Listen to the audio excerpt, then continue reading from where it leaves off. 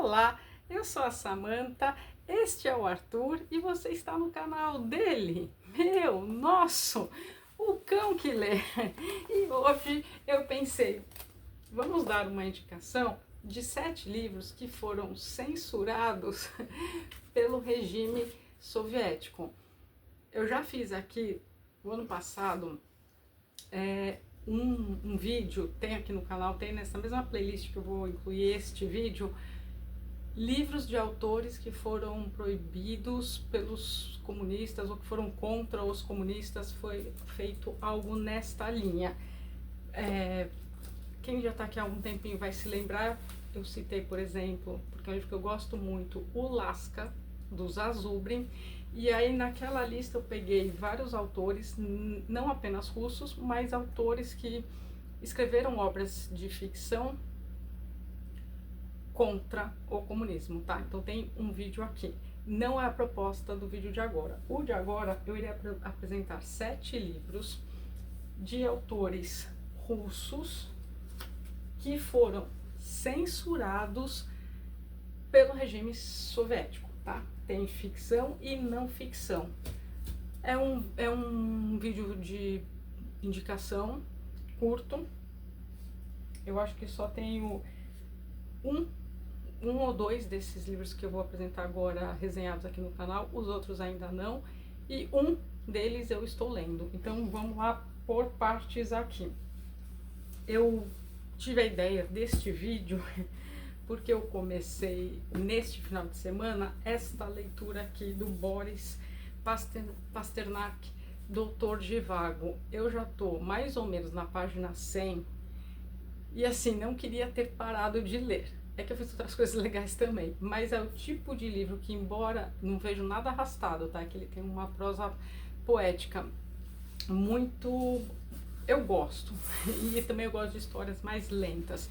É que a gente acompanha muito o Doutor Zhivago. Ele é o protagonista, um médico e escritor, e essa história, este calhamaço, está ambientado durante a Revolução Russa e depois durante a Guerra Civil, pelo que já deu para eu ler.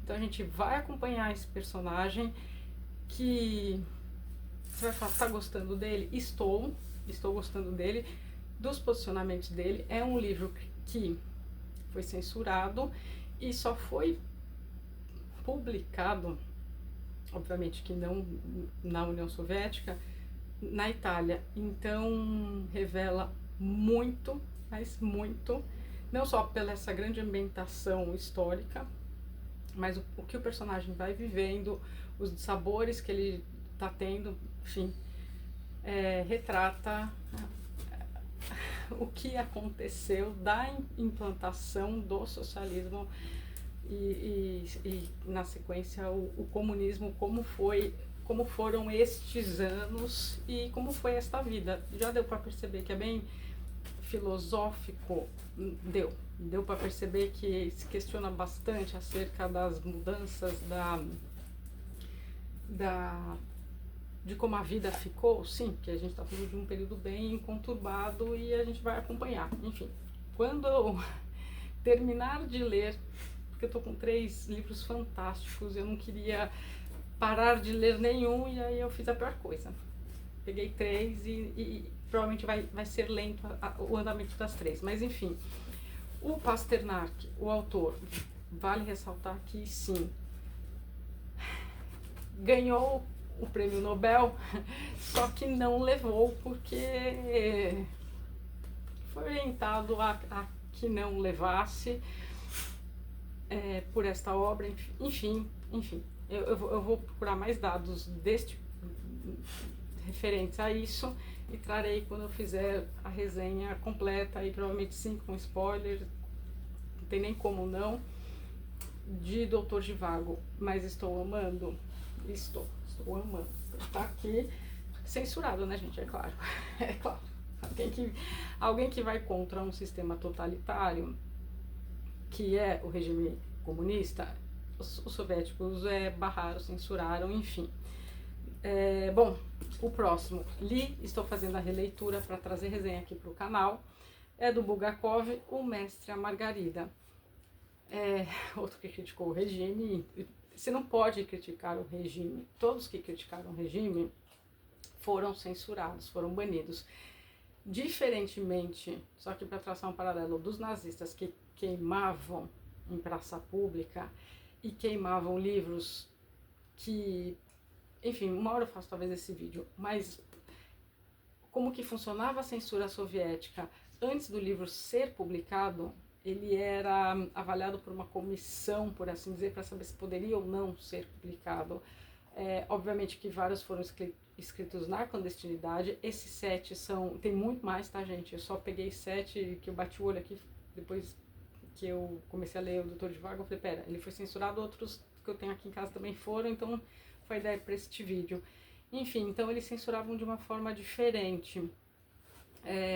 Era banido, sim, as bibliotecas particulares, e ninguém podia falar nada que fosse ninguém podia falar nada que fosse contra, né, logo de encontro ao grande Estado. Que Estado? O Estado comunista. Então o Partido Comunista censurou, sim, e aí não podia em toda a União Soviética. Aí você vai falar, tá, como que esses livros foram chegando? Muitos foram...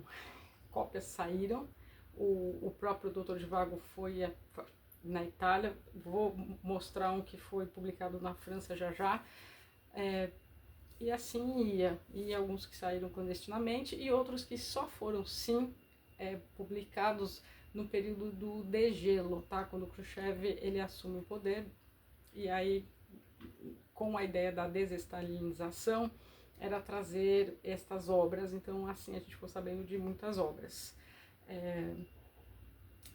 Como é que eu acabei de mostrar agora, que estou lendo aqui agora, do Láska do Zazubin, que é romanceado, mas enfim, não é o foco. Então, Mestre Margarida, o que a gente tem aqui? A gente tem uma história que se passa em Moscou, nos anos 30, então no auge do terror stalinista, do expurgo stalinista, e a gente tem 2 personagens aqui, o Mestre e a Margarida. A gente tem o Mestre, que é um escritor, e ele escreve, resumir bem, tá? Uma peça sobre o Pôncio Pilatos e automaticamente Jesus Cristo. Não pode se escrever nada de cunho religioso também na União Soviética, isso também era censurado, o que fosse contra, e as denúncias ao regime. Pois bem. E a Margarida, por sua vez, é uma personagem muito rica, muito insatisfeita com a vida que ela leva. E aí ela tenta, num primeiro momento, por assim dizer, ajudar o mestre, né? Já que esta obra que ele escreve aqui, ficcionado, não passou pelo crivo soviético, então não poderia ser publicada. Só que com o andar da carruagem, o que acontece? O diabo chega na cidade, o diabo e uma turminha, inclusive este gato. E aí tem um outro personagem aqui muito interessante, aí aqui tem umas pitadinhas um pouco surreais, por assim dizer, mas eu trago essa resenha, mas traz uma ambientação bem boa de uma crítica também ao regime totalitário, ao que estava acontecendo, à questão do bem e do mal, a moralidade, enfim. Farei essa resenha ainda no primeiro semestre, assim espero. Bom, um russo que mora no meu coração, vou começar pela obra mais famosa dele, talvez mais conhecida, e que hoje, ainda bem, temos fácil acesso. Amo Alexander Solzhenitsyn. Este aqui é o Arquipélago Gulag, minha edição é a brochura, tem capa dura também da editora Carambaia. Quando ele foi lançado originalmente, ele foi escrito em 3 volumes, só que condensaram em um volume só. É uma pena? É uma pena, é um livro de não ficção. Solzhenitsyn foi um preso político, ele viveu nos gulags, e daqui eu já vou começar do título, Arquipélago Gulag. O que eram os gulags? Os gulags, para quem não sabe, se é a sua primeira vez aqui no canal, seja muitíssimo bem-vindo. Os gulags eram campos de concentração soviéticos, esse era o nome. Só que tinham tantos campos de concentração, tantos gulags que formavam e ficavam em lugares distantes, e eram muitos, que eram como se fossem pequenas ilhas, campos de concentração que formavam pequenas ilhas por toda a União Soviética, e um conjunto de ilhas é arquipélago, e aí deu este nome, Arquipélago Gulag. Ele foi um prisioneiro que passou quase uma década, salvo engano agora, em um destes gulags. E aí aqui ele explica a história do Gulag, o campo de concentração soviético, ele explica também a formação e quem ia para lá, e também num terceiro momento, por assim dizer, o Solzhenitsyn conta pra gente como era a vida dentro desses campos de concentração, como as pessoas se ajudavam entre si, como as pessoas viviam e lutavam para sobreviver. Ele foi um dos primeiros grandes autores a nos relatar os horrores do que acontecia dentro da União Soviética. O Ocidente até então não sabia. Tem aqui no YouTube uma palestra dele de 1 hora que vale a pena assistir. É falado em russo, com tradução em inglês e legenda em português. Ele deu uma palestra em Harvard, pois é, gente, contando o passo a passo do que acontecia lá. E até então era tudo muito novo para nós aqui do Ocidente, da América, enfim. E aí este livro demorou a chegar para nós, ficou esgotado durante muitos anos e voltou a ser, ainda bem, publicado. Então é uma obra de não ficção para quem se interessa, historiadores, para quem quer saber mais sobre o que acontecia de fato na União Soviética, como eram estes gulags, estes campos de concentração. Ele não economiza em nada aqui, até porque ele foi um prisioneiro.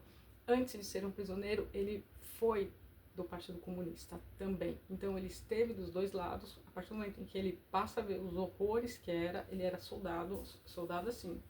Ele começou como soldado, depois a patente dele foi subindo, e depois, quando ele começou a ver que aquilo não estava indo para um caminho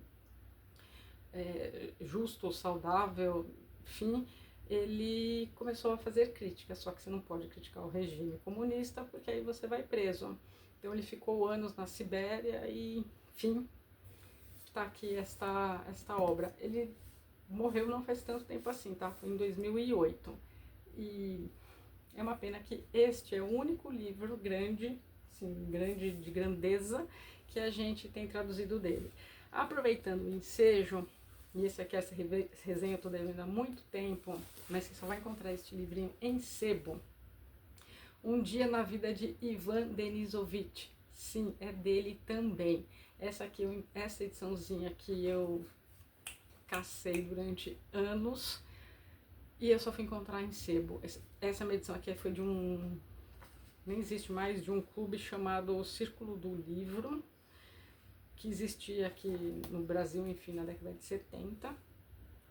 E hoje você só encontra este livro ou em inglês ou em Portugal. Em português de Portugal você também encontra. Aí você vai falar qual que é a diferença dos dois. Este aqui tem a história completa dos gulags de forma real, né? Não é ficcionada. Esse aqui seria legal que fosse reimpresso e as pessoas tivessem um acesso maior a esta obra. Um Dia na Vida de Ivan Denisovich, porque é curto e a gente acompanha o Ivan Denisovich durante um dia inteiro e ele está em um gulag. Então, de certo modo, o Solzhenitsyn romanceou tudo o que acontece dentro de um campo de concentração soviético, dentro de um gulag. Então aqui a gente acompanha o Ivan neste dia, o livro inteiro se passa em um dia. A gente acompanha fome, doença, trabalho forçado, que era o que acontecia de fato. Eu faço votos, torço mesmo, para que a gente tenha uma reimpressão, que alguma editora pegue este livro novamente e traga à luz dos dias de hoje, né? Porque, enfim, eu não quero traçar um paralelo nem fazer um contraponto em relação aos nazistas queimando livros e ao comunismo. Não é esta a ideia, porque eu sou contra qualquer tipo de censura. E ambos censuraram e ambos queimaram obras de peso para a literatura, para a história, para a humanidade, enfim. Só que eu fico, sim, não poderia deixar de mencionar isso, muito triste, muito chateada, porque a classe que se diz intelectual parece ignorar por completo livros que seguem uma outra ideologia, né? Ideologia comunista, e quando alguém aponta fatos históricos, reais ou ficcionados de algo que não deu certo, é impressionante como as pessoas fecham os olhos, fazem vista grossa e não, então você é fascista. Não, não tem esta oposição. A gente tem regimes totalitários com ideologias diferentes, obviamente que sim, mas que a parte totalitária, a parte de censura, a parte de falta de liberdade foi tolhida de ambos. E aqui estes livros para mim denunciam, e denunciam tanto que a partir do momento em que não pode ser publicado, nem dentro nem fora do país, ou dos países satélites, enfim, da União Soviética como um todo, é porque tem coisa lá que não estão querendo que o pessoal aqui de fora saiba. Então, se está sendo censurado, proibido, tem um porquê de selo. Qual é este porquê? E uma classe de intelectual, que é o pessoal geralmente da esquerda, que se auto-intitula assim, não lê. E eu estou falando de 7 autores russos que viveram esse período, que estiveram em um gulag, que sobreviveram. E aí aqui tem vários outros. Eu nem peguei Chernovin nos campos de concentração soviéticos, nem trouxe de novo Lasca dos Azubri para não ficar uma reprise de um vídeo que eu já fiz, porque não é esta a ideia. A ideia é aqui, estou apresentando para vocês livros que foram censurados, não puderam ser publicados durante o período de 1918 a 1956. A censura durou estas décadas todas, e durante estas décadas todas a gente teve gulags. Então, muita gente morreu, claro que sim. Os poucos que arriscaram a sua vida, como o Solzhenitsyn, para trazer para nós as injustiças, as opressões, o não respeito aos direitos humanos, tudo que acontecia lá onde? No caso da União Soviética, mas era só lá? Não, porque hoje a gente sabe que ainda existem regimes comunistas em alguns países. Eu trouxe aqui um livro de contos ficcionados, por exemplo, chamado Bunny, da Coreia do Norte. Então, assim, ainda existe também, mas lá é muito fechado, a gente ainda não sabe de fato o que acontece. As poucas coisas foram que alguns sobreviventes conseguiram nos relatar que escaparam para a Coreia do Sul. Não vejo diferença para aqui, só que aqui a gente tem uma mínima noção já do que acontecia, né? Traçando aqui um paralelo, enfim, com delongas do meu pensamento, mas já sem, voltando. Bom, vou trazer das ficções, mas vou trazer um que eu gosto muito, Ivan Bunin. Este livro é um diário que se passou nos anos 1918 e 1919, Dias Malditos. É para quem gosta de não ficção, é um livro curto de ser lido, rápido, é diário mesmo, é datado, então tem dias que ele escreve mais, dias que ele escreve menos, e ele está narrando o que ele está vivenciando em pleno pós-Revolução Russa de 1917. Então, os anos de 1918 e 1919 estão sendo, assim, uma reviravolta na vida de quem estava vivendo lá. E depois houve um clubinho, por assim dizer, em que aquele se decepcionou muito com Gorky, por exemplo, porque o próprio Stalin tinha os seus autores favoritos e cooptou, de certo modo, alguns para elevarem o status da União Soviética, do homem soviético, enfim, e aqueles que pensavam contra, né, os dissidentes do regime, do partido, não eram bem vistos, não com bons olhos, e tinham que fugir, enfim, e eram, enfim, tinham que trocar sua pátria. E é muito triste porque em todos eles a gente vê muito grande um sentimento bonito em relação à terra deles, à Rússia, e não poder. Solzhenitsyn pôde, tá? No finzinho da vida ele pôde voltar para a Rússia. embora ele tenha morado muitos anos nos Estados Unidos, porque ele recebeu um asilo político lá, né? Enfim, foi exilado. Bunin também, enfim, a maioria destes aqui. E é muito triste a pessoa gostar da sua pátria e não poder estar lá, né? Por tudo isso que eu disse. Então, quem quer saber de não ficção, Solzhenitsyn e Ivan Bunin, Dias Malditos. Mas, esse aqui já tem resenha aqui no canal. Ivan Bunin tem também livros de contos, que eu ainda não trouxe, e tem livro de prosa, O Amor de Mitya, que também tem resenha aqui no canal. Ele foi o primeiro russo a ganhar o Nobel de Literatura, sim, mais como um cutuca da academia, no sentido, vamos laureá-lo para a gente passar uma mensagem para o mundo de que a gente está premiando alguém que vai contra, enfim, este regime, porque depois a gente já sabia o que acontecia por lá. Solzhenitsyn também recebeu, só que não, e o Pasternak, acho que foi ele que recebeu e o Solzhenitsyn teve que recusar, enfim, mas eram para todos terem ganho. Por que eu estou falando isso do Bunin? E porque ele foi o primeiro? Porque a época quem estava concorrendo era o Gorky, e o Gorky era, assim, um autor do regime, vamos colocar assim, não só ele, tá? Mas, e aí houve uma briga entre eles, enfim, mas, por exemplo, foi o próprio Gorky, muito salvo engano agora, que pediu lá pro Stalin, enfim, pro pessoal deixar que o Dr. Zhivago, por exemplo, acho que o Mestre e a Margarida saísse e conseguisse sair e ser publicado em outro país, que não necessariamente lá, que era lá que não podia. Enfim, em termos de ficção científica mesmo, Piquenique na Estrada é um livro escrito a 4 mãos pelos irmãos Strugatsky. É um livro muito interessante, também está revelando aqui as mazelas do regime soviético através da ficção científica.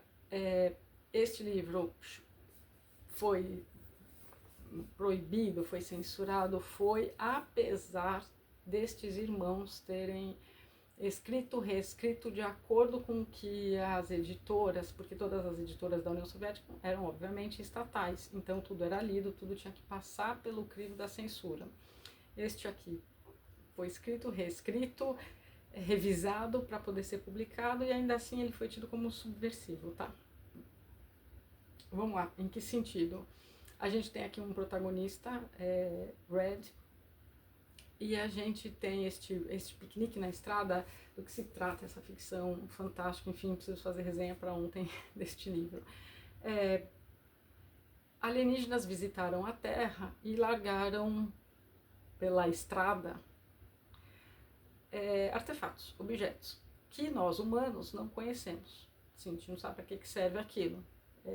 Basicamente isso. E estes objetos ficaram em chamadas zonas que são proibidas às pessoas, né? Então não dá pra gente entrar lá e pegar. Só que os stalkers, que é o Red, o protagonista, entra, né, de modo clandestino, obviamente, para que pegue estes objetos e venda, enfim, tenta descobrir para que serve, enfim, a história se passa nisso. De novo, é uma ficção científica, mas é uma crítica ao regime porque não passou pela censura. Então, se você tirar a camada de ficção científica, você vai pegar muito da parte crítica ao regime, claro. A gente já vai acompanhando este protagonista e tem uma atmosfera aqui muito sombria, muito filosófica. Então, para quem gosta de filosofia e quem gosta de uma pegada mais dark, assim, no sentido não tão esperançoso assim, porque o próprio protagonista, no andar da história, começa a se questionar sobre a humanidade, sobre o sentido da vida. Então tem bastante aqui neste livro. Eu gosto muito dessa ficção, tá? E vamos para a última indicação. O videozinho vai ser curto hoje. Tenho resenha, é o que eu chamo do pai das distopias, Nós, do Zamyatin. Eu amo essa edição particularmente, eu amo.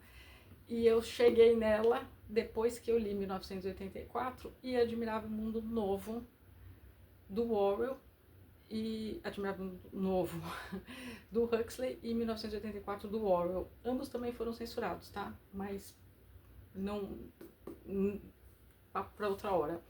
Pegando o Zamiatin, a gente tem a crítica ao regime totalitário, é uma distopia. Então, do que se trata essa história, Samantha? Essa história se passa num futuro é uma distopia, e aqui as pessoas não têm nomes, elas são identificadas por números. O D503, que é o protagonista, ele é um engenheiro que trabalha para o Estado. E aqui ele vai levando a vidinha dele, vai construindo lá espaçonave, algo assim que ele tem que construir para o governo, e ele começa a escrever tipo um diário, vou dizer assim. Ele vai fazendo anotações das coisas que ele começa a perceber. Até então ele é super leal ao regime e ele leva aquela vidinha. Aqui, é engraçado, né, que o comunismo prega tanto a coletividade que a sua individualidade, ela é... Você não tem liberdade. Se você não pode expressar a sua individualidade, logo você não tem liberdade. E aqui até o cenário, como é desenhado, assim, as casas são de vidro, então todo mundo vê todo mundo, você tem hora para ter relação sexual, e você tem lá um carimbinho, uma cadernetinha que tem-se que ter, enfim, e tantas outras coisas mais. Com o passar da história, ele vai se dando conta, porque aí tá, ele se apaixona, ele vai nutrindo sentimentos por uma outra personagem aqui, com outro número. Agora eu não vou lembrar o número da menina que ele se apaixona e que é correspondido. Só que você não pode nutrir sentimentos de amor, de afeto, em uma sociedade em que é tudo para o coletivo, que daí você vai se apaixonar por alguém, você vai estar sendo egoísta por estar se apaixonando e nutrindo relações com aquela pessoa, relações afetivas, eu digo, tá? Não só sexual, não.